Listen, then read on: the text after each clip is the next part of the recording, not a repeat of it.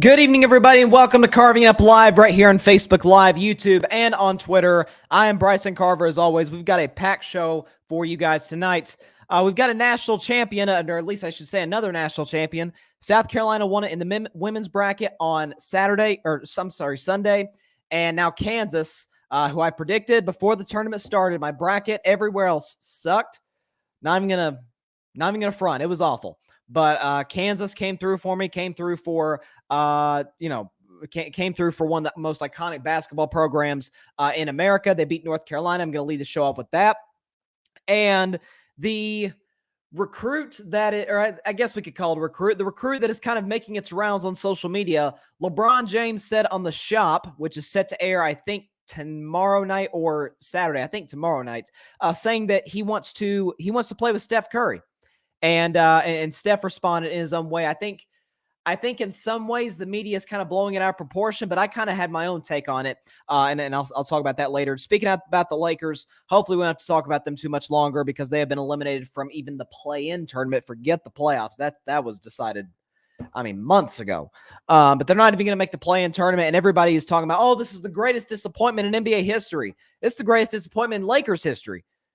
No and no. I'll discuss that later, as well as the Stefon Diggs contract. Congrats to him getting his money from the Buffalo Bills. And, obviously it's an addition for Buffalo. It keeps him there for the long haul. Stefon's one of the 5 best receivers in football. But I think it actually has somewhat bad ramifications for a team in the opposite conference. And I'm going to save that for later in the show as well. And then I will give you my top 5 MVP rankings. But first, got to start with the college basketball national championship game. The Kansas Jayhawks pulled off the biggest comeback in the history of the national championship game by beating the North Carolina Tar Heels, kind of the Cinderella story, North Carolina Tar Heels. And Cinderella and North Carolina don't really seem to go together, but in this case, it did. First of all, hats off to Hubert Davis. Hats off to that entire North Carolina squad. Played their guts out the entire tournament. We're talking blowing out Marquette. They beat the defending champion Baylor Bears. They beat UCLA, who was a Final Four team last year, could have easily gotten to the national championship game a year ago. They beat them. Thank God almighty that they beat St. Mary's and stopped that team from going to the Final Four. They ended Coach K's career and came 3 points shy of hoisting another national championship in North Carolina, or in Chapel Hill. But so hats off to North Carolina. But when I was watching that game, and it was so weird, usually you see a team go up 16, especially in a championship game, and unless they're playing like an all-time, like if we're talking college basketball, like we're talking like an all-time like 2015 Kentucky team, right? Like the team that went undefeated, lost to Wisconsin in the Final Four. Like Kansas is a great basketball team. There's a reason that they're the champions today. But I'm talking about like all-time, like the UNLV teams of the 90s, or any of Coach Calipari's teams at Kentucky up until 2015.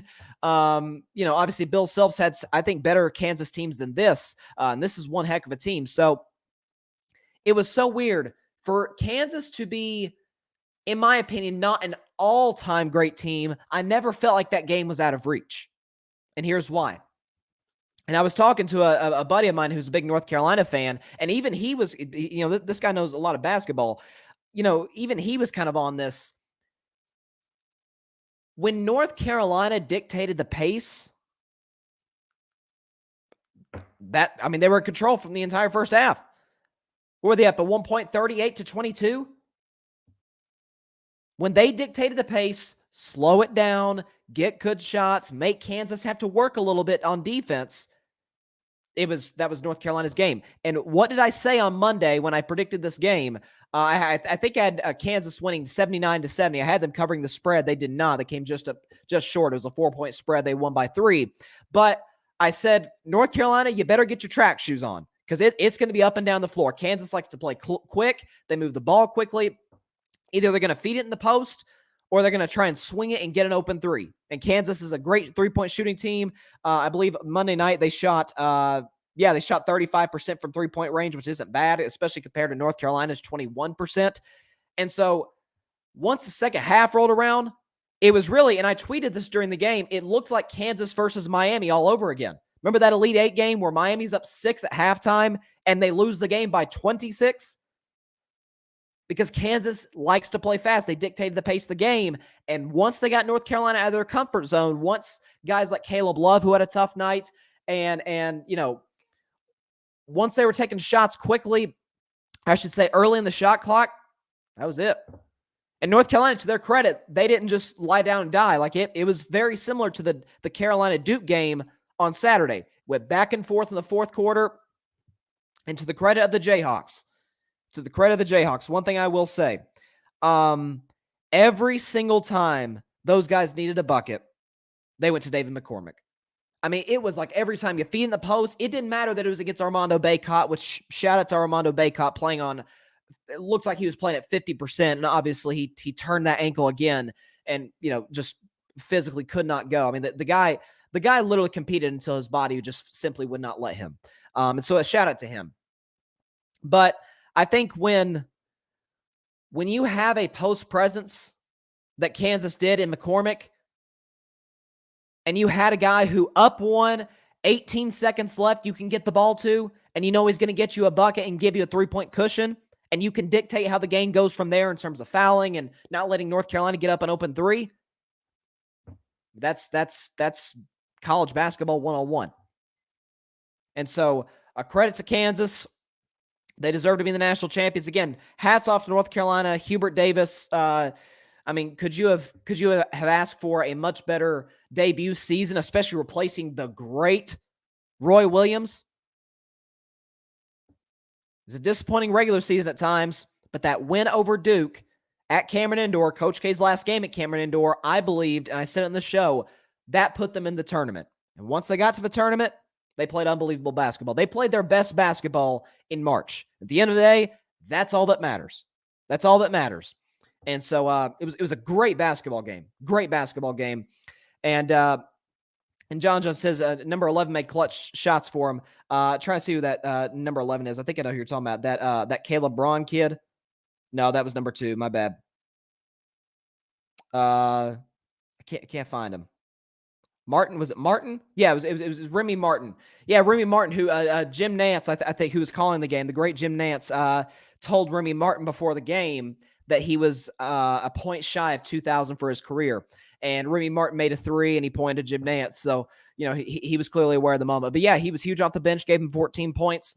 And but yeah, that's the thing. Kansas is incredibly deep.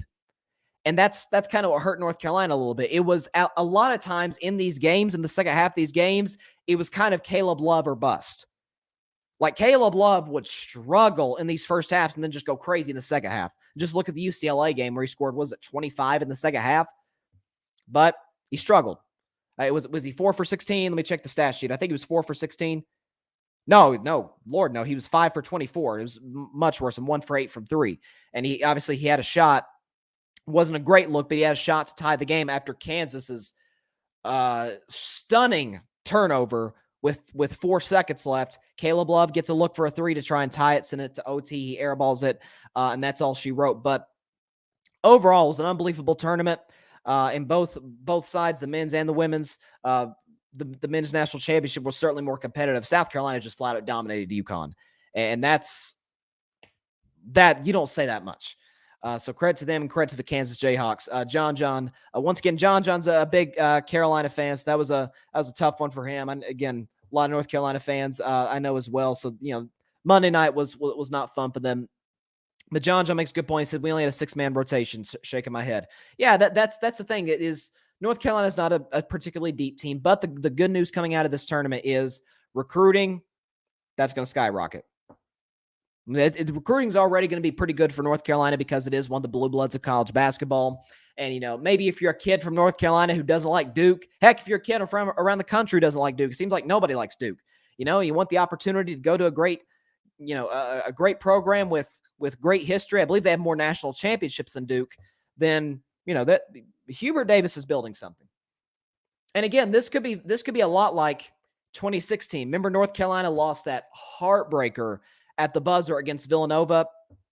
was it Chris Jenkins, I think it was, who hit the buzzer-beating three off the assist from Ryan Arcidiacono. Is probably one of the greatest shots, if not the greatest shot in the history of the tournament, up there with Christian Laettner's. But what did North Carolina do? They came back the very next year, and they won the national championship against Gonzaga. So, who's to say that could be the case, once again. So, credit to North Carolina on an unbelievable run in the tournament. Kansas was just a better team. And I think Charles Barkley said after the game, obviously he along with the others, Clark Kellogg, Ernie Johnson, and Kenny Smith were doing, the pre, half, and post game shows. But like Charles said, that wasn't Kansas in the first half. And that was the thing. North Carolina dictated the pace of play in the first half. Likewise, Kansas did the same in the second half. So they deserve a ton of credit for that. And again, great game to finish off what was a pretty entertaining tournament. And yeah, I mean, at this point, the next step is kind of the NBA draft at this point for a lot of these guys. And so, I'm definitely looking forward to that. There's some really good prospects. The prospects aren't near as good as last year. The 2021 draft was, just stacked with talent. I remember I quoted Jay Billis, the great college basketball expert for ESPN, multiple times on the show when he said last year's draft might have been probably the deepest draft since 2003, which, for those of you out there that don't know, 2003 had LeBron, Dwayne Wade, Chris Bosh. Who am I missing? Carmelo Anthony, Darko. No, I'm just kidding. Not Darko. No, he was the bust. But that was probably like 4 of the greatest top 5 picks of all time in terms of it being in one draft. But 2022 is going to be a good one for sure. Once we get there about a week after the NBA Finals. Speaking of the NBA, this story is making its rounds.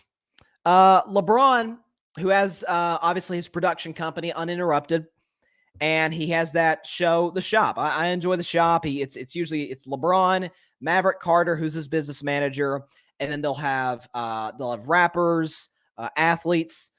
There's been some pretty good sound bites taken from that show, and it's entertaining. Probably my favorite episode was when it was one of the first episodes. It was like LeBron, Maverick, and Drake.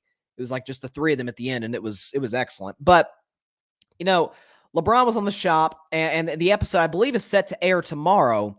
And he was talking about, or he was asked, what current or what former NBA star would he like to play with? And he said, Scottie Pippen. I'd like to play with Scottie Pippen. You're talking about the length and his ability to guard the best player on the floor. Like Scottie Pippen was without a doubt one of the greatest defensive players of all time. Like LeBron said, I'd like to play with Scottie. But he also was asked, what current player in the NBA would he like to play with? And this was his response. But like right now, Steph. Why Steph? Man, I love everything about that guy. And that Lethal, man. When he get out his car, you better guard him right from the moment he pulls up to the arena. As soon as he get out his car, you better guard him. So there's that. So LeBron said, I'd love to play with Steph. And Steph, basically the same day, was being interviewed by 95.7. It's the local affiliate in San Francisco. Does the Warriors games on the radio, and he was asked about it. Boy said, Who? Uh-oh. You hear what your boy said? Who, my boy? Take a listen. Who else you want to play with? In today's game, Steph Curry. Yeah. Steph Curry's the one that I want to play with. Oh, shoot. The chef. You know what? Hey, he might want to play with you next weekend now. That is phenomenal. When did he say that? Was that on The Shop? Yeah. I guess the latest one, yeah. No. Well, we got his wish. So he's the captain. He's picked me the last 2 All-Star games. So I don't know if that suffices, but I'm good right now. How's that make you feel, though? Good right now. I mean, whenever you get the interest or curiosity of what it would be like to play with, arguably, MVP kind of caliber dude like he is, and one of the greatest of all time. Cool, like it's amazing. Right. We all can live in that fantasy world, though.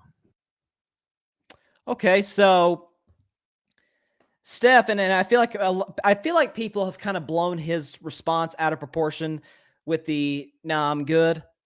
Like, Steph does not want to play with LeBron James. I don't think that's it at all. You can't. I mean, if LeBron, if given the opportunity, say it's the same thing with Kevin Durant. It's like everybody was criticizing the Warriors for stacking the deck when they went and got KD. It's like, yeah, if your team had a chance to go get Kevin Durant, you'd be really, really irritated, to say the very least, if your team didn't at least make an effort to go get Kevin Durant. Same thing with LeBron. LeBron's out there in the market now. Obviously, he's not in his prime anymore. That's been evidenced through his decline of the defensive end of the floor.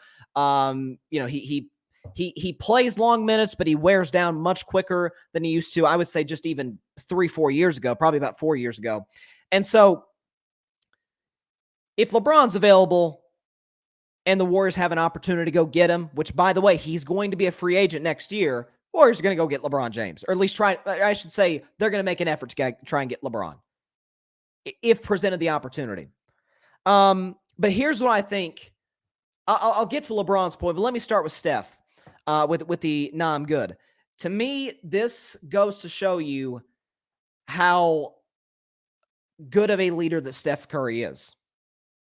Because if Steph even cracks the door a little bit, that would be kind of cool if LeBron came over here to the Warriors. Because Steph ain't going to Lakers. That's, first of all, why on earth would he? Secondly, he's locked up long-term with the Warriors, I think up until 2020, I think it was 2027, 6, 7, something like that. So he's here for the long haul in Golden State. But if Steph even cracks the door right before a playoff run, which the playoffs, for the Warriors and the other teams that, didn't have to go through the play-in, so 12 teams to this point in the East and the West, Golden State's going to play a playoff game in about a week and a half. And if those guys go into the game, the expendable guys, right? Because Golden State's not trading, obviously, Steph, Clay, or Draymond. But your Jordan Pooles, your Andrew Wiggins, your James, well, of course, James Wiseman isn't playing, but your Jonathan Kumingas, right? Like your guys like that are going to be kind of looking side-eyed like, you trying to get rid of us? Like, is he just like overlooking us? So Steph shut it down, I think, to sort of send a message to his teammates and say, no, I got confidence in y'all. Well, we can win a championship, because obviously Steph and the other two guys, Clay and Draymond, have been very vocal. We absolutely believe we can win a championship this year. I myself predicted them back in October to win the whole thing. But what Steph is doing is instilling confidence, because when those young guys see that or hear that, however they got that message, they say, hey, Steph's got confidence in us. Hey, we ain't being replaced. I mean, that's a legit thing, especially for young players in the NBA. Now, Jordan Poole is one of the most confident young players in the league, but he is still young, right? So even those little things can, maybe get in your head a little bit. So I think it goes to the credit of Steph Curry's leadership. Now to LeBron's. And again, I want to reiterate, Steph ain't going to the Lakers. Okay, Lakers fans, you can dream about it, especially after the joyride, to say in the nicest terms possible, that the Russell Westbrook experience was. You'll take just about anybody at this point in 2022 through 2023, the upcoming season. But Steph is not going to the Lakers. First of all, why on earth would Steph leave a well-run organization, unbelievable ownership, great GM, great coach, great roster, great might be the best in the league developmental staff, like up there with the Spurs, and the Warriors develop young players as well as any team in basketball. The Lakers do not. Like see, here's the thing. The Lakers draft well. I was talking to a buddy of mine, a Lakers fan about this. And the Lakers don't draft poorly in the last few years. I mean, they've taken D'Angelo Russell. They've taken Julius Randle and Brandon Ingram and Lonzo Ball, all of which have turned out to be pretty good NBA players. Some of them really good. Some of them all-stars. But they never reached their peak, at least to this point. They're still young players until they got out of LA. It's the culture. It's the toxicity of the front office. It's awful GMing right now by Rob Pelinka. And I'll get to the Lakers later in the show as a team to kind of put a bow on the dreadful season that was for them. LeBron's perspective, though, I will say this. If, in the event that we get the duo of one LeBron, Ramon James, and Wardell, Stephen Curry as a duo, it's over. It is over. You thought Steph and KD were dominant. Now, KD, unlike LeBron, would have been in his prime. I mean, one could argue KD's probably still in his prime, the way he's playing with the Brooklyn Nets. But KD was absolutely in the heart of his prime once he got to Golden State. LeBron's not going to be that. But as far as, I mean, what have I always said in the show? LeBron loves shooters. Loves shooters. Kyle Korver in Cleveland. Right? Guys in LA like KCP, Danny Green, Alex Caruso. Even back in Cleveland, Kyrie Irving could, and obviously still can, shoot very efficiently from the three-point line. So, I mean, Mike Miller back in Miami. LeBron James loves shooters. Why is that? Because it's the typical, I'm going to drive it down the lane. If nobody comes to stop me, I'm just going to lay it up or dunk on somebody's head. If not, I'm going to kick it to a wide-open shooter if the help comes. LeBron and Steph? You're talking maybe the best or at least the second best, I think he's in the top 2, passers in NBA history, up there with Magic Johnson. And without a question, nobody argues the greatest shooter of all time. Well, by the way, Clay would probably be around there. So I think this could be the most dominant duo since Kobe Bryant and Shaquille O'Neal 20 years ago. Because when you're talking about a dominant guard and a dominant big man, which Kobe and Shaq were for those great years in Los Angeles, winning three straight championships. And you're talking about, in this case, still, I would argue, still right at 5 or 6, 5th or 6th best player in basketball, still pretty good. And then a guy who, in my view, is the second best player in basketball to Giannis in Steph Curry. And how their skill sets mesh perfectly. Oh, my goodness. So the response from LeBron, by the way, this isn't the first time LeBron has said this. Remember a year ago, not this All-Star game, but last All-Star game, it was in Atlanta. It was the pandemic year.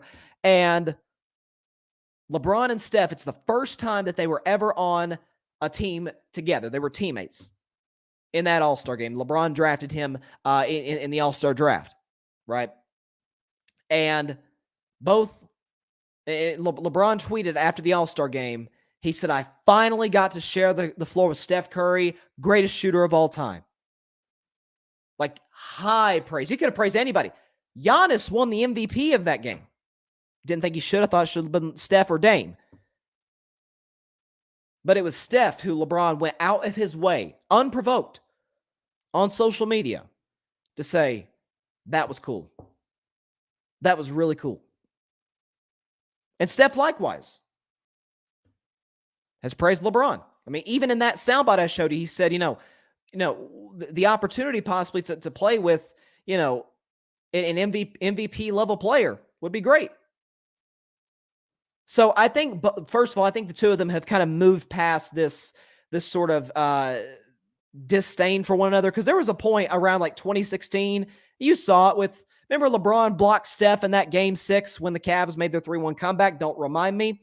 And Steph goes for a little pump fake at the rim. He puts up a shot and LeBron swats it into the 15th row.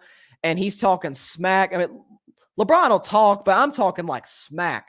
Like looking down at him like, get out of my face.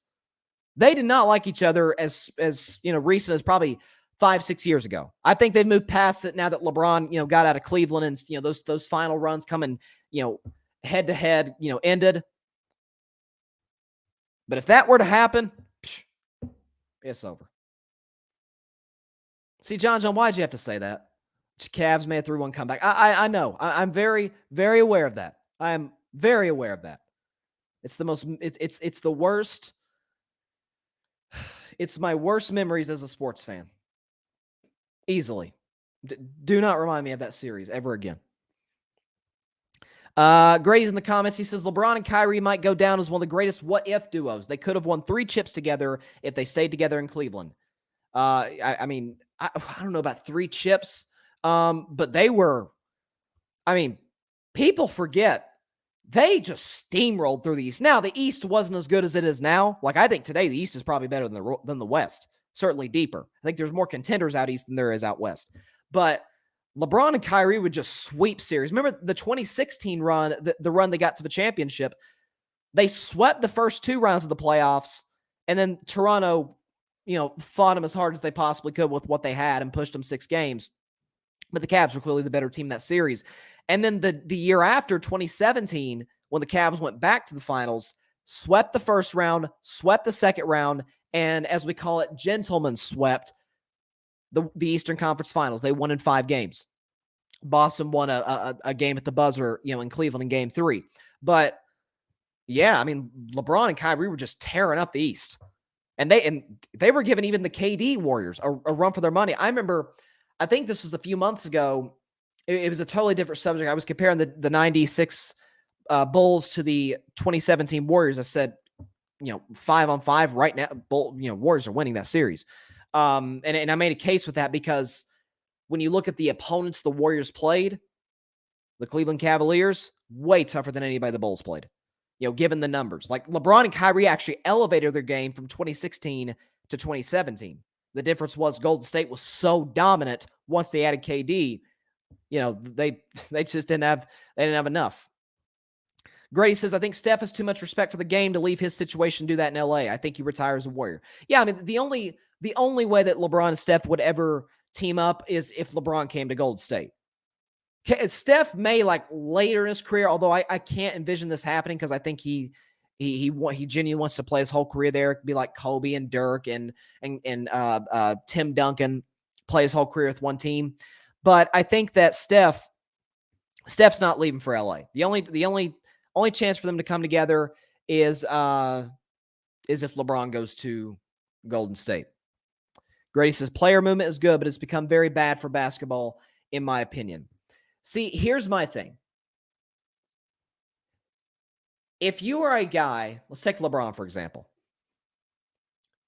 It was outrage city when LeBron left Cleveland to go to Miami. I remember the decision and all that, and I'm taking my sounds to South Beach. He teamed up with Dwayne Wade and Chris Bosh. My thing is, if you are LeBron, you are head and shoulders. Kobe was still great, but head and shoulders the best player in basketball. You're winning 60 games in Cleveland, but then you're running into the big 3 Celtics or the Orlando Magic the year they got to the finals. And my second best player is Mo Williams. I mean, come on now. Anderson, Varejao. This is really thin stuff here. And if you're LeBron and 2 years prior, you got to play with Dwayne Wade and Chris Bosh at the 2008 Olympics, and LeBron's like, oh, this is what playing with superstars feels like. I want to do this. Like, who wouldn't leave Cleveland if you're at LeBron's level to go do what he did? Kevin Durant, people crushed him. I guess I, to a certain degree, get the outrage about him going to Golden State. I don't get any of the criticism about him leaving OKC. It's nothing against the city of OKC. It's everything against Russell Westbrook. Who wouldn't leave Russell Westbrook for Steph Curry? Now, on the contrary, where it could be bad is if KD leaves Steph Curry for Kyrie Irving.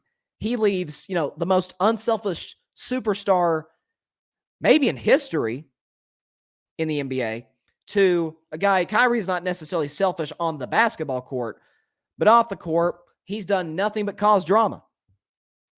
Like Steph's anti-drama. He don't do that. So there are some situations where it is like, okay, why would you leave? But Bradley Beal or Damian Lillard to even higher degree. Like, I love Dame. Dame's one of my favorite players in the league. And this isn't a shot at Portland because Portland's a well-run franchise. They always have been. They never suck. Like this year, they've been losing a lot of games in the second half, but that's because they're tanking. They're trying to get a high draft pick. But Damian, I'm like, dude, you're in your prime. This is the time to go for it. Like, go to the front office in Portland, say, I enjoyed my 10 years here. I just can't see myself winning a championship here. I want to go somewhere to win. And the organization, I think, knowing how Portland does business, is going to have enough respect for him to say, okay. It's like with the Detroit Lions with Matthew Stafford. Detroit was like, all right, yep, you gave us 12 years. All right, where do you want to go? And we'll do everything we can to try and get you there. That's what I think Dame should do in Portland. John says KD should have stayed in OKC. They would have won a chip. I don't think so. Now, you could make the argument, hey, they pushed the Warriors to a 3-1, at the brink, 3-1 deficit. And KD played part in that collapse, by the way. He played well in Game 5, was okay in Game 7. It was a choke job in Game 6. Both he and Russ. They were awful in the fourth quarter of Game 6. But I just think when you look at that Thunder team, as great as they were, if Russell Westbrook is the guy taking all the big shots, which is how it always was when they were together, I don't think they could have gotten over the top. I really don't. I think they probably would have run into Golden State again, and the same thing would have happened.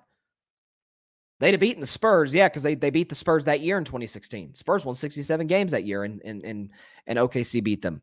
But I think they would have run into Golden State again, and probably wouldn't have been a 6-7 game series.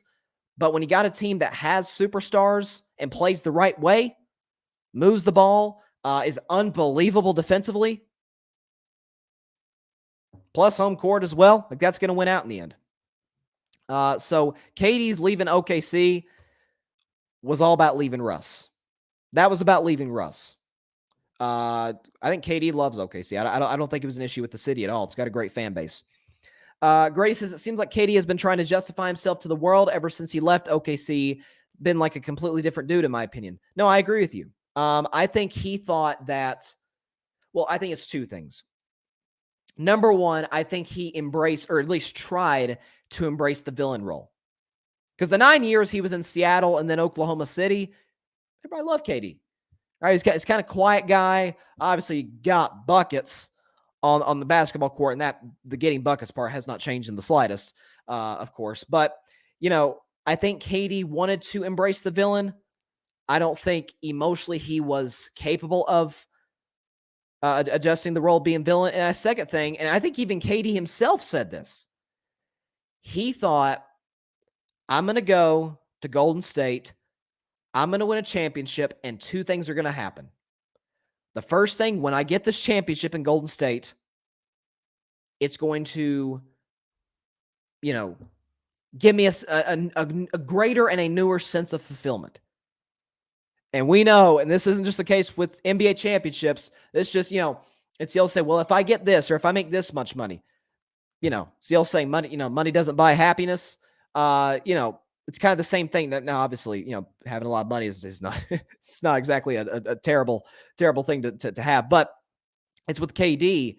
He thought it was going to validate everything he's ever done for himself, for his career, for his legacy, no question. But individually, I thought he thought that it would give him a greater sense of fulfillment, and he admitted as such. It didn't. The second thing KD thought was going to happen is, I'm going to go to Golden State. We are going to meet LeBron in the finals. I'm going to play great. And by the way, KD outplayed LeBron in that series. LeBron was unbelievable. He averaged a triple-double, but KD outplayed him. I think he averaged like 37 in that series. He was unbelievable. But he thought, okay, I'm going to beat LeBron, and I'm going to be known as the best player. And nobody looked at KD as the best player. Some people did, but the mass is still like, yeah, you won the championship, you won finals MVP, best player in the world, still that guy in Cleveland at the time. So, and Grady says they weren't going to beat the Cavaliers if they ran LeBron, if they ran into LeBron's Cavs that season in 2016. Are you talking about the Thunder, Grady? Because I agree with you. I think OKC probably could have gotten it to a game 6 maybe, but Cleveland would have closed it out. Keep in mind, Golden State was beat up. Steph was like 75% healthy with the knee. Obviously, Draymond missed the game 5. Bogut got hurt in that series. Iguodala was like 50% after his back injury in game 6. And still, to the Warriors' credit, came down to the last minute of game 7. Golden State just flat out could not make a shot. Kyrie made the big one. Obviously, before that, LeBron had the block, and LeBron hit a free throw with 10 seconds left to seal it. And that was the difference in that game 7. But no, I agree with you. If OKC runs into Cleveland, I think Cleveland still wins the championship. Probably go 6 games, but I'd absolutely take Cleveland to win that series. But yeah, man, that again, LeBron, Steph, that would be the greatest duo in terms of their skill sets meshing perfectly with one another since Kobe and Shaq. That would be all time. Let me shift now for a second to I'll talk about the Lakers. I promise. I didn't feel it. See, I know all these shows talking about Lakers. I was not going to justify their failure by leading the show off with them. Like they're going to be, I always, almost always, unless it's just a loaded sports day, I have 5 topics. They're my second to last. They're my 4th topic. So, and Grady says by that previous point, he was talking about OKC. Absolutely. Like I said, I agree with you on that point. Let me shift to the NFL. It's our only NFL topic of the day. And the Buffalo Bills are following a trend that has been going on in the NFL for probably about 3 weeks or so. So the Buffalo Bills signed Stefon Diggs, phenomenal wide receiver, to an extension, 4 years, $104 million. He got the bag. And so he's now the 3rd receiver in the last, I guess, 3-4 weeks or so to get big money, like record setting. Devontae Adams, Tyreek Hill, Stefon Diggs. And I mean, obviously, I'm not really going to discuss Buffalo a whole lot in terms of how this impacts them, because of course it impacts them positively, because Josh Allen, Stefon Diggs, they're phenomenal together. So this is obviously great for Buffalo, and a good job on Buffalo not letting this get to, free agency looming. I think Diggs was due to be a free agent this upcoming offseason. So credit to the Bills. They said, no, we're not going to have a contract holdout. We're not going to drag this out and do bad business. This guy's been amazing for us for 2 years. He's in his prime. He and our starting quarterback, our franchise quarterback, have a great, connection. Let's sign him long term, and that's what they did. So, good for the Buffalo Bills, and good for Bills Mafia. It's one of the best fan bases in sports. But I'll tell you a team that this move further hurts, and I say further hurts. I'll explain that point in just a second. But here's a team that the Stefon Diggs move hurts a lot. It's the Green Bay Packers. Green Bay. Not only are they not in the same division, Bryson, they're not even in the same conference. I know. Green Bay, I'm going to say it right now. Unless they add a phenomenal receiver in the draft, which this draft does have a lot of really good receivers. And if that guy pans out and is amazing from day one, this team is not making the playoffs this season. You heard it here first. First of all, 2018, they had Aaron and Devontae Adams, and they didn't make the playoffs. Randall Cobb was still there. They had Marquez Valdes-Scantling. They had that St. Brown kid. Their defense was solid. They had Jair Alexander. And so for Green Bay this season, we are seeing in the NFL today, wide receivers outside. It used to not be this way probably 2-3 years ago. Outside of the super duper stars, your Devontae Adams, your Tyreek Hill, Stefon Diggs, DeAndre Hopkins, guys like that. Nowadays Cooper Kupp, Justin Jefferson. Outside of those guys, wide receiver was obviously important to support your quarterback, but it wasn't like one of the 3 or 4 most important positions on your team. It was quarterback, offensive line, defensive line. You want a good secondary, star corner, star safety. And then it was like wide receiver after that. Maybe it was running back before. And so with the evolution, how the NFL's changing, this is why I don't like New England this year at all. They added Devontae Parker. That's a good move. That makes the receiving core better. But who the heck's Mac Jones going to throw the ball to? Yeah. Devontae Parker, Kendrick Bourne. This is a thin group we're talking about right now. Gunnar Olszewski, I think, is still there, maybe, if I'm not mistaken. Like this. And the same thing with Green Bay. Who's your star guy now? Alan Lazard? Really? That's your number one receiver? He's not even a 2. I'm not sure Alan Lazard's a 3. On a good team, he's a 4. I mean, the Dallas Cowboys wide receiving core isn't as good this year as it was last year because you lose Amari Cooper, who I don't think is as big of a loss as people are giving it credit for, and Cedric Wilson. So that's 2 of your top 4 receivers gone. Alan Lazard is the 3 at best on the Cowboys. CeeDee Lamb's better. Michael Gallup's better. Nobody argues that. Randall Cobb's still there. Randall Cobb's best days are behind him. Even this year, he was okay. He wasn't great. And you lost Zadarius Smith in free agency. I mean, look what the Rams are doing. I mean, wide receiver wasn't exactly a weakness for the Rams. You have Cooper Kupp. You have Odell Beckham Jr. We're not sure if he's coming back or not. But you have, Justin Jefferson. They have a young kid, kind of a speedster.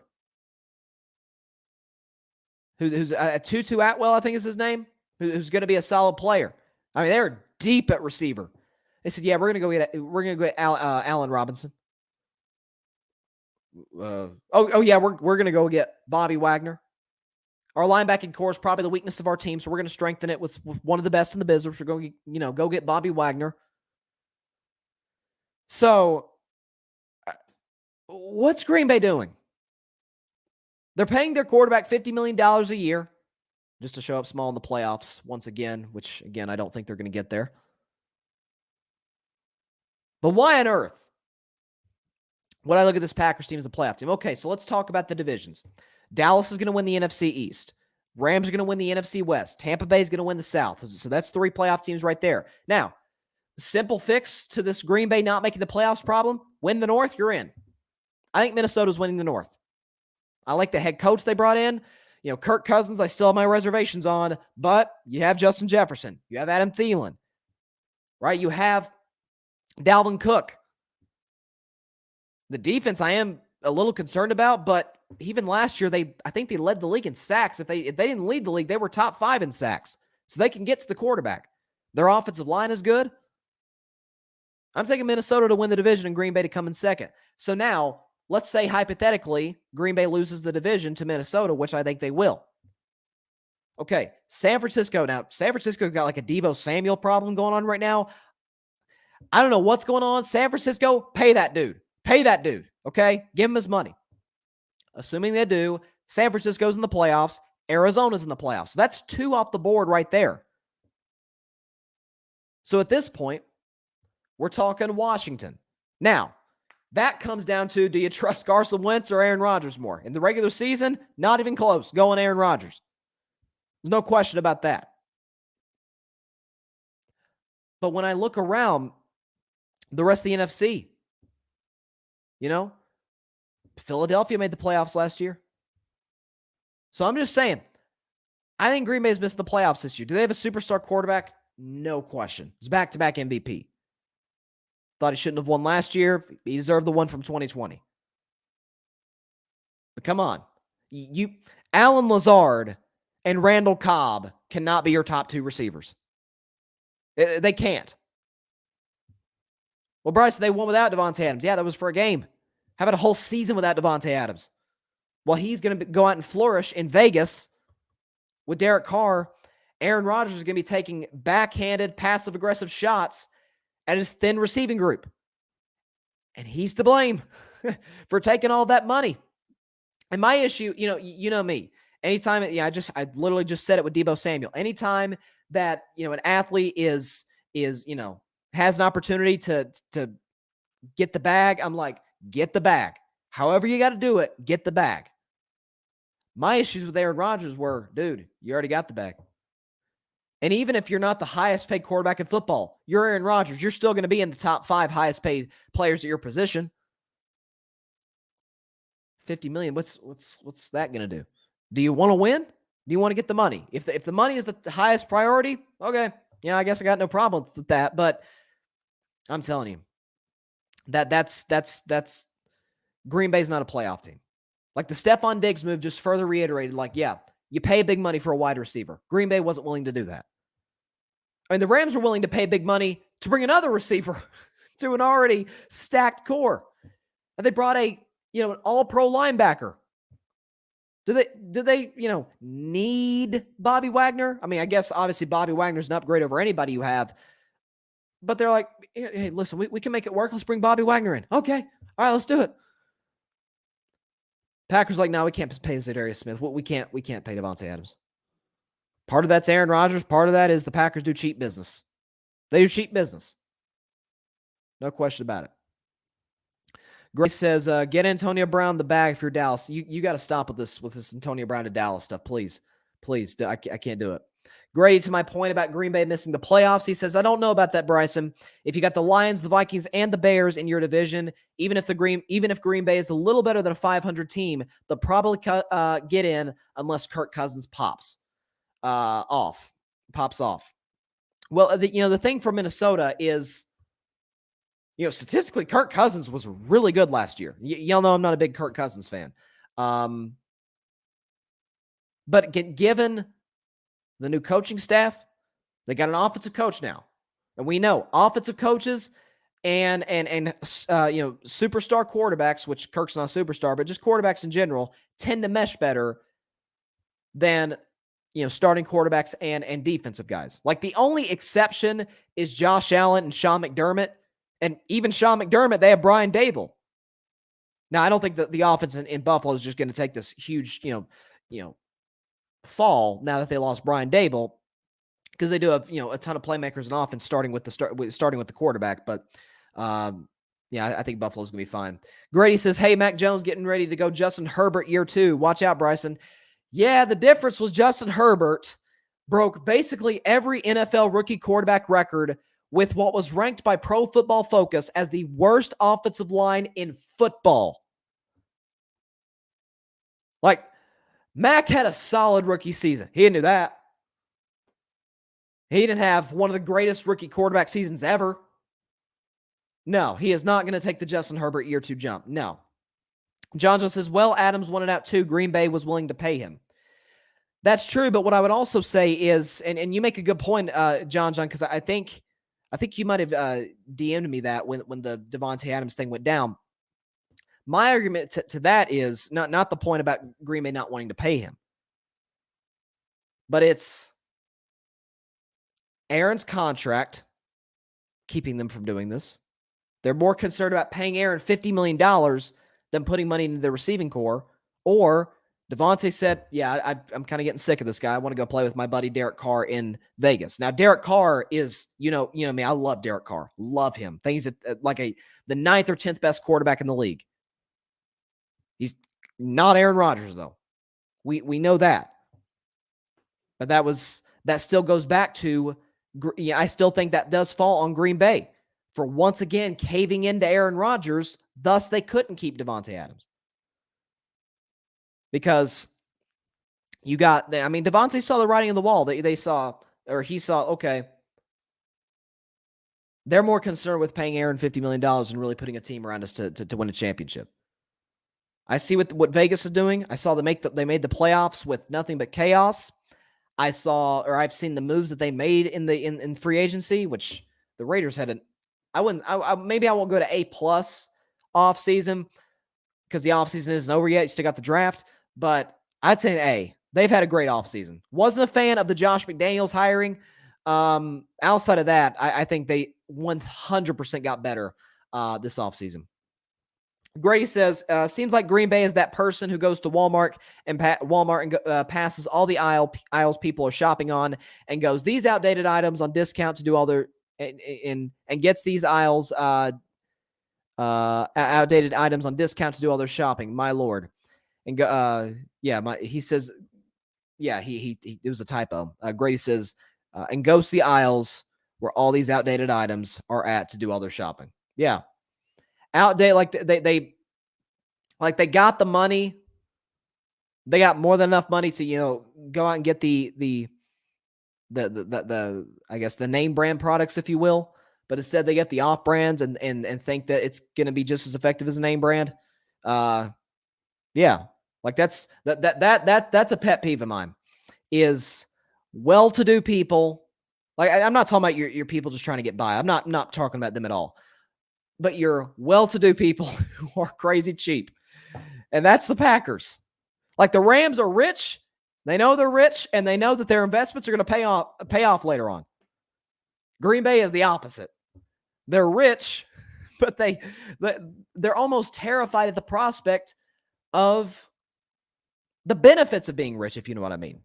Like, that's what the Packers are. So you make a good analogy, Grady. But I'm not high at all on Green Bay this season. I really hope Packer fans enjoyed the last couple of years of being the 1 seed, the last 3 years of being a 13-win team. But it's over.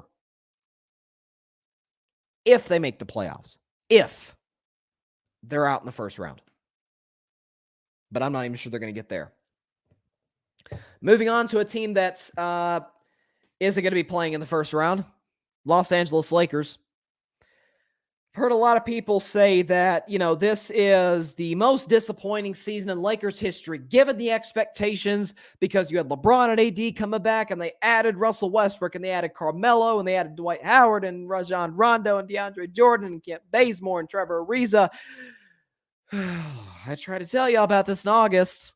I tried to tell y'all. This was never a championship contender. I don't know why people fell in this trap. Maybe because for the past, 9 of the last 11 years up until this season, LeBron James had gotten to the NBA Finals. Maybe it was that. Maybe it was the fact that, hey, AD's going to take the offseason more seriously this go-around. Maybe it's, hey, Russell Westbrook just averaged another triple-double for a season in Washington. Hey, maybe it's Carmelo Anthony and LeBron get to play together. Maybe it's just the fact that it's the Los Angeles freaking Lakers. I don't know. Maybe it was all that combined. But I said going into this season, not only is it the oldest roster in the league, I don't know if this next fact I'm about to point out is still true given the moves they've made since, but not only was the oldest roster in the league, it was the oldest roster in NBA history. That doesn't win championships. Because I had questions, major questions, about the roster. Because here's the thing. The guys the Lakers brought in don't fit Frank Vogel's system, if you will, at all. Now, I'm not like system above players type of person at all. But you do want guys that fit what the coach is trying to do. Frank Vogel is a defensive guy. The Lakers, the previous 2 seasons, had some excellent defensive players, starting with the guards. You had Dennis Schroeder, KCP, Kentavious Caldwell-Pope. Alex Caruso was an underrated defender. You see what he's doing now in Chicago. And they get rid of all that for Rondo. Obviously, they ended up trading Rondo to Cleveland. Rondo, who's a horrible defender. DeAndre Jordan, who's a shell of himself, not just as a defender, but as a basketball player in general. Dwight Howard, who's not the 3 straight Defensive Player of the Year guy at all at this point in his career. LeBron, who's 37, he's not going to be as great in the defensive end of the floor. Westbrook's never been a great defender. Bazemore's an awful defender. I know that as a Warriors fan. And Anthony Davis, while he's an unbelievable defender, is he going to be there? Is he going to be AD always down? Because this year he was. And given the fact that, and I keep going back to this, they had, and I've been critical of Rob Pelinka. I don't think he's a good general manager at all. I think the ownership group in Los Angeles is chaotic. But to their credit, they had a deal in place to go get Buddy Hield. And reportedly, they would have only had to trade Kyle Kuzma. They would have been able to keep Kentavious Caldwell-Pope. They would have been able to keep, well, they probably would have moved Montrezl Harrell. But, does Dennis Schroeder get dealt? Or, I'm sorry, Dennis Schroeder's a free agent. My bad. So they probably let Dennis Schroeder walk. But Kyle Lowry was on the market. Right? Lonzo Ball was on the market. I campaigned. I hate the Lakers, but I was like, Lakers, get Lonzo. Bring him back to LA. But no. We're going to get star power. We're going to get the big name, Russell Westbrook. And I've said on the show numerous times, Russell Westbrook, if he retired today, is a first ballot Hall of Famer. He was deserving of being one of the NBA's 75 greatest players of all time. He was deserving of being on that list. That said, there's not every great player, and this is crazy to say, but it's true in the game of basketball. Not every great player is a winning player. Why did KD leave Russ and flourish? Why did Paul George leave Russ and flourish? Why did Victor Oladipo leave Russ and flourish? Like, we got a pattern here. Domantas Sabonis left Russ and flourished, became an all-star. Russell Westbrook is an aging point guard who was once reliant on his athleticism. Now that that's fading, he's never been a great shooter. His basketball IQ might be the worst in the league, especially when you compare it to that of LeBron's. I don't know why anybody's so shocked. Now, I didn't think they missed the play-in, but this team was never going to compete with Phoenix or Golden State or even Memphis. I told y'all Memphis was my sleeper team this season. They were not going to compete with Utah or Denver or Dallas, even Minnesota. Heck, they couldn't compete with the Clippers. And the Clippers haven't had Kawhi all season, and they barely had Paul George. They just now got Paul George back. So when people call this the most disappointing season in Laker history, no, the most disappointing season in Laker history was when y'all had Kobe, Steve Nash, Dwight Howard, still prime Dwight Howard, and Pau Gasol. Because you still had Kobe in his prime, Dwight in his prime, Pau Gasol just outside of his, and Steve Nash, while he wasn't the back-to-back MVP Steve Nash, he could still play. That was a bigger disappointment. The fact that those guys didn't compete in the West was a huge disappointment. It got so bad, Kobe had to just carry them, play massive minutes, and that's how he tore his Achilles. That was a more disappointing season than this. This was not hard to see coming. LeBron, while he's still great, is not as good defensively, and he's in year 19. He gets hurt more often. He's not Iron Man anymore. Anthony Davis has gotten hurt since he came in the league. That wasn't going to change. Russell Westbrook is of those three guys, is on the floor more consistently. He's always taking great care of his body, to his credit. But at the end of the day, he's not good defensively. He's an awful jump shooter. Awful. Might be the most inefficient player in the league. And his feel for the game is atrocious. He knows one speed. And it can be amazing, and it can be an absolute disaster. Cross your fingers. And then the rest of the old guys added the roster. I just read today they're going to waive Trevor Ariza. Yeah, of course. That was a terrible move. Trevor Ariza, 4 years ago, when he was younger and a better defensive player, scored 0 points in Game 7 of a Western Conference Finals. But he's going to help y'all? Kent Bazemore did nothing but miss wide-open threes from my Warriors. So he's going to help y'all? It got so bad, they're having to turn to this rookie from Oklahoma, Austin Reeves. They're having to turn to Stanley Johnson, who they had to sign off the street. And at the end of the day, and y'all know I love LeBron James, 75% of the blame falls at that man's feet. 75% of the blame falls at that man's feet. He brought Russell there. Like I said, I've always been critical of the Lakers front office. But if LeBron and Clutch Sports does not intervene, Russell Westbrook's not a Laker. Like, nobody was even discussing Russell Westbrook going to Los Angeles. I was discussing in terms of trades, in terms of superstar trades for the Lakers. I was like, how about trade Anthony Davis for Damian Lillard? Now AD's trade market has plummeted, so I'm not sure if you can trade him. You have to trade Russ. I don't know who's going to take up that massive contract. I read today Charlotte might be interested. No clue why, but that's so like they've been known for doing business well, even under the great Michael Jordan. I mean, this was easy to see. I would argue, and people talk about it was the most disappointing season ever. I disagree with that. And I also disagree with the notion of biggest disappointment in NBA history. No. To me, the biggest disappointment, at least for the Lakers in NBA history, was the fact that Kobe and Shaq broke up. If they stay together, you win probably another 3-4 championships. You do. That's a way bigger disappointment than this. This was easy to see coming. So, this was not, I mean, I kept trying to say it. This was not a good basketball team. It's not. Pieces never fit. Not good defensively. And they're going to fire Frank Vogel. I'm not a big Frank Vogel fan. It's not going to change anything. Quinn Snyder, Doc Rivers, that's just going to change life in Los Angeles. Really? At the end of the day, every single person in power in this Lakers organization, Jeannie Buss in the front office, Rob Pelinka, and LeBron James have to all look themselves in the mirror. Because all three of them, to me, LeBron chief among them all. Because look, if LeBron's going to get the largest percent of the credit when they succeed, as he should, then he should get the majority of the blame when they don't. That's what it comes down to. All three, Jeannie Buss, Rob Pelinka, LeBron James, got to look themselves in the mirror and say, how do I make this better? How do I make this better?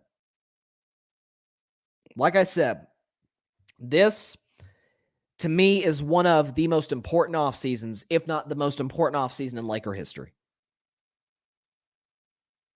I don't think there's a question. What do you do? Who's your point guard now? How are you going to manage LeBron now in year 20 coming up next season? What's the plan with Anthony Davis? And how on earth do you try to repair what is a bad roster in terms of fit? And how do you get younger? Keep veterans, but get younger. How do you do that? Like I said, at this point, the only untouchables to me for the Lakers are LeBron, and I'd keep Malik Monk. I told you Malik Monk would be the only bright spot. And he, for the most part, he was. He was more of a bright spot than Russell Westbrook. Got a few comments here. This comment goes back to the Green Bay segment I just did. Grady says, is it more so you feel like Green Bay just peaked? Because that's how I felt about the Saints when they lost to the Rams in the NFC Championship game and why they weren't going to get over the hump. That's, I guess peaked would be the right word to use because the fact that they ran into San Francisco and San Francisco just, bullied them in that NFC Championship game. Then they run into Tampa, and Tampa controls the game from start to finish. Green Bay made a little rally there at the end, but ultimately Tampa outplayed them, especially defensively. And so, given the roster Green Bay have, I could argue they probably overachieved. Because you have, in terms of the receiving core, Devontae Adams is phenomenal. And then it was, the Bill Parcells phrase. They had a bunch of Jags. They had guys. Alan Lazard's your number one receiver now. Is he going to tear up the league now? Come on, man. Now to the Lakers. Grady says, I don't know why Magic Johnson is saying they should just run it back next year. There's no way this team is running it back. I will shave my head if Russell Westbrook is on this roster opening day next season. I wouldn't make that bet because, like I said, who's taking that contract? He's going to make, I can't believe this is coming out of my mouth. Russell Westbrook next season is going to make $47 million. Steph Curry is barely making that much next season. I think he's making like 48 or something. The production is night and day when you compare those two. I would not make that bet, though, if I were you, Grady. Because my guess is that there's a better chance than not Russell isn't going to be a Laker next year. But my guess is OKC maybe brings him back. And maybe that's it for his career, or he accepts the fact that he's a role player. Who knows? The Gray says, LA better hope that they can get to a team like Sacramento to do a deal for Westbrook for Fox or someone like that. They need to be looking for a sucker, honestly, who just wants to sell tickets. Yeah, and that's how it goes, though, in business, and sports is no different. I've always used the analogy, why is it for years that the New England Patriots did business with the Cleveland Browns a lot? Because they knew the Cleveland Browns, to use the term you had for the Sacramento Kings, the Cleveland Browns were suckers. Right? The Patriots could trick them into anything. because the Browns have Jimmy Haslam and the Patriots have Bob Kraft. I mean, come on, like that's not even a fair fight. They've done a lot of business with the Detroit Lions too. You know, it's the Ford family of Detroit and it's Bob Kraft. I mean, come on, like that's so. Now I don't look at the Lakers and the Patriots as a well-run franchise, but yes, Sacramento maybe would take Russell. Although if you come to the table, I think you're gonna have to offer more than Russ for a guy like De'Aaron Fox, who I think you've said on here, and I mean I love De'Aaron Fox. I want to see him in a winning situation. I think you've said though, Grady, that he's the most underrated player in the league. That very well could be the case. He's outstanding. Before I get to your next comment, we got a little bit of NFL news. This says, according to to Adam Schefter, he was the first one to report it. Brandon Cooks has agreed to a new 2-year deal extension with the Houston Texans. So he's going to be here for the long haul. Again, maybe he gets traded because the Texans will be looking to get younger, but for the moment, Brandon Cooks is with Houston for another 2 years. Grady says it's almost like the Lakers have a bunch of big three players in their roster have had this season. If you're talking about the big three league, that Ice Cube, I don't know if it's even still going, but Ice Cube had that big three league, and you had retired players, Steven Jackson, Brian Scalabrine. I mean, it was like recently, like retired NBA players, recently retired within like the last decade. Yeah, I mean, if that's the analogy you're making, then I definitely feel that one, because that's a good comparison. Gray says the Lakers should be begging those coaches to come. They'll probably get a no-name guy. I don't know who would want that job. Again, how big of a gap is there between Frank Vogel and Doc Rivers? And I love Doc, but Doc's the only coach in NBA history to blow 3 series in which he's had a 3-1 lead. He's the only coach to ever do that. He did it in Orlando. He did it with the Clippers. He did it twice with the Clippers, right? No, yeah, twice with the Clippers. The second 3-1 choke with the Clippers cost him his job, and that's why he's in Philadelphia now. And Quinn Snyder, I like Quinn Snyder, but it feels like the Jazz roster, that felt like at best case, a Western Conference Finals roster, and especially last year, the fact that the Jazz couldn't be a beat-up Clippers team was an indictment on everybody in Utah outside of Donovan Mitchell, because Donovan Mitchell did his thing, but I think Quinn Snyder deserves blame for that. But who I've suggested, I don't know if I've done it on the show, but certainly with my buddies who are Laker fans, I keep campaigning. When's somebody going to give Mark Jackson a job? Honestly, you're telling me there's 30 coaches in the NBA better than Mark Jackson. I beg to differ. Okay, now, Mark Jackson took over the Golden State Warriors in 2010. Or 2010? Yeah, it was 2010. I believe he took over right after Don Nelson retired. He took over my Warriors in 2010. Couple of losing seasons. Got to the playoffs, won a series, got to the playoffs again after winning 50 games. Mark Jackson, first of all, before the Warriors even made the playoffs for the first time with Steph, Clay, and Draymond. And Draymond was more of a role player at that guy. He was coming off the bench. But Mark Jackson said, like in 2013, he said, Steph Curry and Klay Thompson, the greatest shooting backcourt in NBA history. And we're like, it's just a coach just gassing up his players. He's giving his guys confidence. Doggone if he wasn't right. Like, and he gets fired in 2014. Now, Steve Kerr has done a better job than Mark. You know, the system that Steve runs is more conducive to competing for championships, at least with the personnel that the Warriors have, than Mark Jackson's system, which is kind of more like a one-on-one type of thing, running a lot of screens. But Mark Jackson's a guy who will hold dudes accountable. Okay, he's a guy who does a lot of Lakers games for ESPN because he lives in Los Angeles, and obviously the Lakers are on ESPN a lot. Mark, if I'm the Lakers, I'm not talking to Doc Rivers and Quinn Snyder before I talk to Mark Jackson. Like, that's the first guy I call. Would he be interested? Who knows? Maybe he doesn't want to get involved in that mess. But, 2019, the Lakers were a mess, and Ty Lue wanted to come. And they said, nah, we don't really want Ty Lue. Yeah, look what Ty Lue's done with the Clippers. Want to talk about culture changers? Mark Jackson's a culture changer. So is Ty Lue.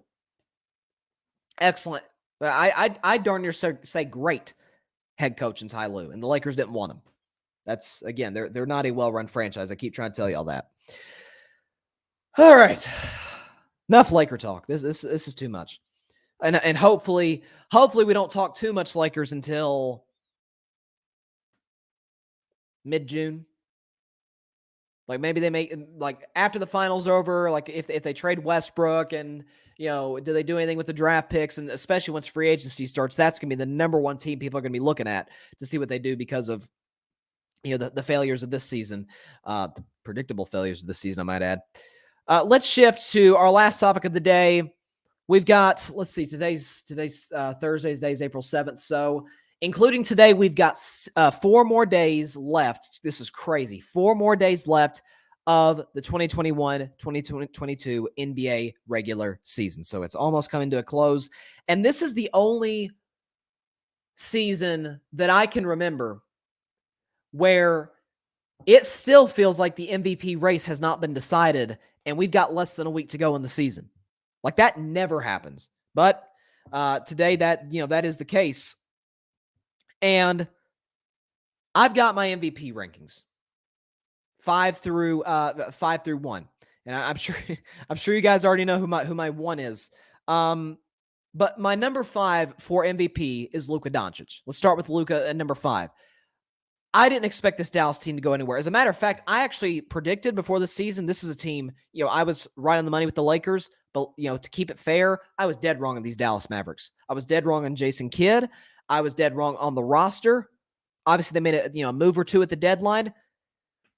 I'm telling y'all, given how this team plays defense and given how unbelievable Luka Doncic has been the last 2 playoff runs against the Clippers, who had probably 2 of the 3 best perimeter defenders in the league in Kawhi and PG.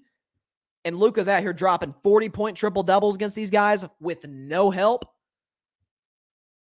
And now this team plays defense and is great late in games. I think Dallas is, listen, to me, contenders in the West, Phoenix is number 1, Golden State is number 2, and I think Dallas is more of a contender than Memphis is. I don't think Memphis is ready to win a championship or even to get to the NBA Finals. But if you told me Memphis beat Golden State and Phoenix get to the finals, I'd be shocked. It's nothing against John Morant. It's nothing against Taylor Jenkins, who's a great coach. The roster is well put together. I just think it's too young and too inexperienced to go win the championship or even get to the NBA Finals. Dallas, they have veterans, good shooters. Their coach has won an NBA championship, ironically, with the Dallas Mavericks back in 2011 with Dirk Nowitzki. Like, Dallas can get to the finals. I truly believe that. And that's why for my Warriors, I do not want my team to see Dallas until worst case the Western Conference Finals, because if Dallas and Phoenix play, that series may go 7. I'm not even joking. That series may legitimately go 7 games. Like, that's how good Luka is. That's how well put together this roster is. That's how good they are to the defensive end. I'd probably still take Phoenix, but that's not a guarantee. But Luka individually, I mean, it feels like he's almost averaging a triple. People freaked out when Westbrook averaged a triple-double.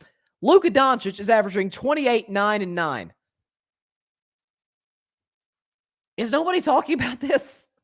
That's outstanding. So given the numbers, given team success, given obviously value to the team, I'm all about that middle letter in most MVP, most valuable player.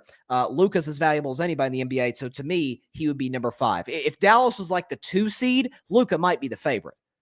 But Luka's my number 5. Number 4, to me, it's Nikola Jokic. This guy is not the MVP, folks. Is he a great player? Yes. Are his numbers great? Yes. Let me pull him up. I think he's averaging like, was it 26, 13, and 8 or 6 or something like that? Like, gosh darn it, if I can find his numbers. Yeah. 27, 13. It's actually, if you round up, it's 27, 14, 8, and 8. Like, Nikola Jokic is the greatest passer at the center position probably since Wilt Chamberlain. Like, the only center who's averaged as many assists as Jokic has is probably Wilt, which, Wilt averaged, 1,000,000 points and, 70-point games were common for him. He had a season where he averaged 55 points a game, which just doesn't even sound real. But that's Nikola Jokic's comparison. But the Nuggets are the 5 seed. You talk about, well, they're missing their second and third best players. Yes. However, the West is not as good as the East. If the Nuggets are 5th in the East, okay, and they're missing their 2 or 3 best players, I'd be like, all right, you may have a case here. But we saw Jokic last year in the playoffs. We talk about, oh man, Jamal Murray went down and he carried the Nuggets to the playoffs where he got swept by the Phoenix Suns and Chris Paul, who I said outside of Steph should have been MVP last year. This is why, folks, I am crossing my fingers that my Warriors play the Nuggets in the first round because I think it's a sweep. I really do. Jokic ain't that dude in the playoffs. He's shown us that time and time again. Outside of that Clippers series, which, it's the Clippers. Yeah, it's what they do in the postseason. And so Jokic is my number 4. Number 3, I got Devin Booker. I mean, I saw a stat that is mind-blowing. The last 12 players in NBA history to average 26 points, 5 rebounds, and 5 assists in a season. All of them won MVP and played on the average, those numbers, and their team had the best record in the NBA. All 12 of those players won MVP. Like, I've always said Chris Paul is the most valuable player to the Suns. Devin Booker is the best player. And I felt like once Chris went down at the All-Star break, I was like, okay, we're going to really start to see, obviously Booker's a great player, but we're going to see, is he a superstar? No questions about that now. He's a superstar. There's no question. Okay, he's averaging 26, 5, and 5. The Suns have not missed a beat without Chris Paul.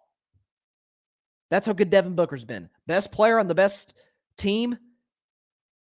Value, it's there, no question. He's my number 3. Number 2, I got Joel Embiid, which, Joel Embiid said the other day, he said, how do they not give the MVP to me?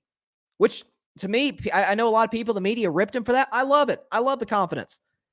If I'm out here for the Philadelphia 76ers, we still got a chance to get to the 2 seed, and I'm out here averaging 30, 11, and 4, leading the NBA in scoring, yeah, I'm going to be like, hey, hello, see what I'm doing over here? Embiid's the best big in basketball. I'd put him over Jokic. And given, it's almost what Embiid is doing is almost to a lesser degree, a little bit Derek Carr-ish. Because now Derek Carr dealt with more than what Embiid's dealt with this season, but Joel Embiid is dealing with the drama that comes with Ben Simmons all season long. Is he going to be traded? Is he going to play? Is he not going to play? And Embiid's having to answer all these questions. He kept the Sixers afloat until they got James Harden. And even still, he got to deal with the drama that comes with James Harden. It's not as bad as Simmons, but it's still there. And he's been consistent. He's been, the numbers have been there. So to me, Joel Embiid, who, unless LeBron comes back and plays any of the games the rest of the season, Joel Embiid is going to lead the NBA in scoring. 30, 11, 4. That's hard to turn down. In terms of player efficiency rating, he's 3rd. And then my MVP, I've been saying this for a week, Giannis. Giannis.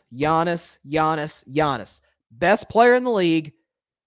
And there is no player in the National Basketball Association who impacts the game on both ends more than Giannis. It ain't even close. It's not. You're talking about a guy in Giannis Antetokounmpo who this season has averaged 30 points a game, 11 rebounds, 6 assists. So he's just barely behind Joel Embiid in terms of points per game. He's tied with Embiid in rebounds per game. He averages more assists per game, and the Bucks have a better record than the 76ers. And I think this matters, a week ago, Milwaukee played, and the game was in Philadelphia, so, Embiid had the home court advantage. He had the fans on his side. And what did Giannis do? The last play of the game, Embiid goes up for a layup to try and tie the game to send it to overtime. Giannis blocks him. Game over. And Giannis in that game scored 40. Embiid played well, but Giannis scored 40, got the game-ending block.